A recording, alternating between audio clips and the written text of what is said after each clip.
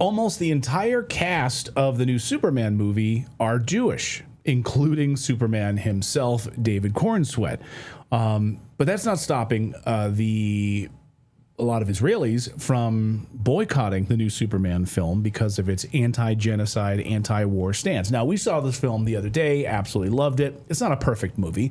It is the highest grossing Superman film of all time out of the gate, right out of the gate. So first weekend returns on this. Good. Great summer popcorn movie.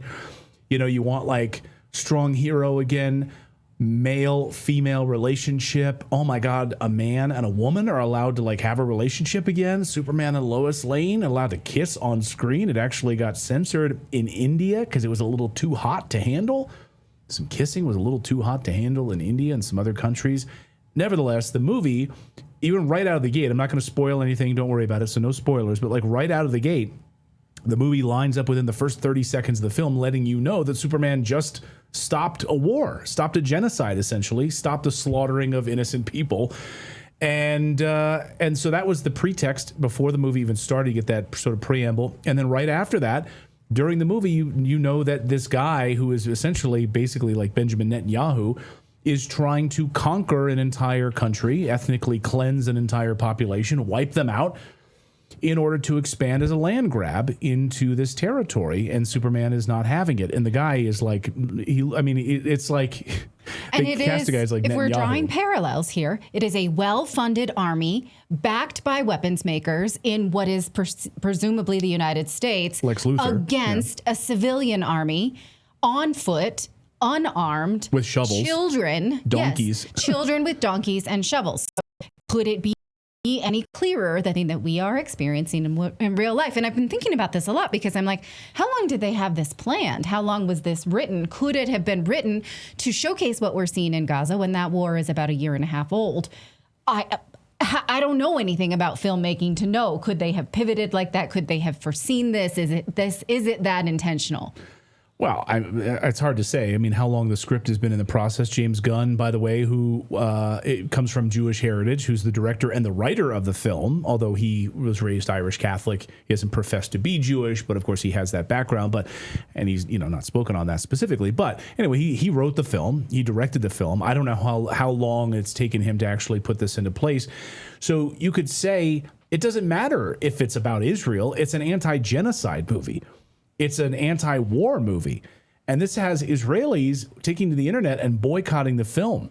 And of course, you saw Ben Shapiro come out and say that he wasn't a fan of it. He's really trying to like do as much as he can to basically not admit that this is really a reflection on Israel. So it really doesn't matter if it's about Israel or not. It's an anti-genocide film. It's an anti-war film. It's an anti-ethnic cleansing film at the heart of it. Right. And so now Israelis are taking to social media saying that they should boycott it. They're boiling with rage because of the parallels here. They don't like the way that this has been betrayed. To me, I'm trying to think of the best way to describe that. It's like, oh, you mean it's so you're looking in the mirror and you're seeing yourself back in this, because nowhere in the movie do they mention Israel.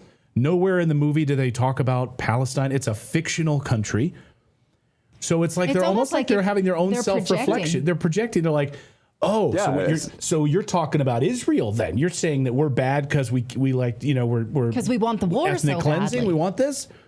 Right. No, that's not in the movie at all. But I guess you feel that. Is there a guilty conscience, perhaps? Go ahead, Philip. I don't think the movie's about me when I see that, because I'm not doing a genocide. So I don't draw any parallel back to me, So right. Do you have a point? Good point. So are they upset then that Superman is trying to stop the bloodshed of innocent people caught in the crossfire of warmongers and war machines? Like, that's essentially what they're doing here. You have children that are standing up, raising like a Superman flag, saying, "Don't kill me. We hope that you'll come and protect us, Superman. Will you, in fact, step in and protect us?" There's no mention of Israel. It is, Joe, though, just an anti-war film. So it's hilarious to me. It's like a lot of self-reflection. They're just upset that, hey, we're not embracing this type of ethnic cleansing. Right. No, it's not, obviously. We don't know how widespread it is. We don't have numbers for how this movie performed in Israel yet. But the tweets that we do see, the movements that we do see to boycott because of what they think is this art mirroring life is interesting, especially because Zionists don't condone boycotts, especially peaceful ones like the BDS. The BDS is boycott, divest from Israel while they are treating Palestinian people this way. Now, Zionists want to make that illegal for Americans, meaning we are not allowed to boycott Israel. So we are not allowed to boycott Israel, but they can boycott, by this logic, anything they want. They can boycott a movie they don't like. So I guess it's just us that shouldn't be allowed to boycott by this logic, right? Do you follow that? Yeah. Yeah. I mean, I'm just reading the comments here in the chat. People are like, well, if Gunn wanted to make Izzy Chance in our Rumble chat says, if Gunn wanted to make an anti-genocide film, let him not screw over an established IP, perhaps. Okay. I mean, just read the comic books. I mean, I have for years. I've read the comic books, and this was really a throwback to like the golden era of Superman comics, and blowing up tanks was a regular thing that Superman did. So this is, I mean, this is like right out of the comic books. It's on brand. So yeah, it's not destroying an established IP. And we're talking about the films. I have to say, like the last, like, I think if anything, Zack Snyder in many ways kind of tanked a lot of what Superman did in the Man of Steel and then the Superman versus Batman garbage, all of that stuff. Like you want to talk about studio tanking signed IP. off on it. Make no mistake that James Gunn didn't make, like, he had to get permission to do everything he did. The studio wouldn't let him do something if they didn't agree with it. Yeah, when you're talking about when you're talking about like an iconic character like Superman, they're not just gonna like blindly just kind of go, well, whatever, whatever Warner Brothers wants here. Yeah. That bit aside, I will say it is a crowd pleaser. We have 2 girls, 8 and 13. We have a 15-year-old boy. Everyone liked it in our house. Everyone enjoyed themselves. Oh, I should also point out there is a great moment in this too, and this is again not a spoiler, but I guess it's a little bit of a spoiler. It's not now crucial. I cannot corroborate this on the internet, but this is what we think. Oh no, that's not what I was going to say. Oh, okay. But I was going to talk about the monkeys. Oh yes. So there's something with Lex Luthor where he has like an army of, he has a whole thing with, it's a real quick clip. I mean, it's like 20 seconds long, but he has like basically an army of like internet trolls. Propagandists like Hasbara monkeys basically on the internet, like bots, like going after, like saying negative things. And like, like when we would speak out against the Ukrainian war and then the genocide that was being carried out against the ethnic Russians in Eastern Ukraine, and we were talking about the BS in the Ukrainian war, we would get, all these bot armies would come on immediately and start like in our chats. Russian propagandists, Putin lovers, that kind of stuff. Yeah, absolutely right. So anyhow, we found it to be worthwhile effort. So let us know if you see those parallels. Now, this is the sponsor of today's video, DeFi Technologies, trading under the ticker DEFT on the NASDAQ. They recently graduated to the NASDAQ. This isn't just any crypto stock. It's the only one that I personally hold. Now, I first profiled it back when it was just a little over $1 a share. Today, it's trading above $3 a share. It's outperformed Bitcoin over the past 1, 2, 3, 4, even 5 years. It's been done better than Bitcoin. I mean, if you let that sink in. Again, I bought this stock over 1 year ago. I've been holding it ever since.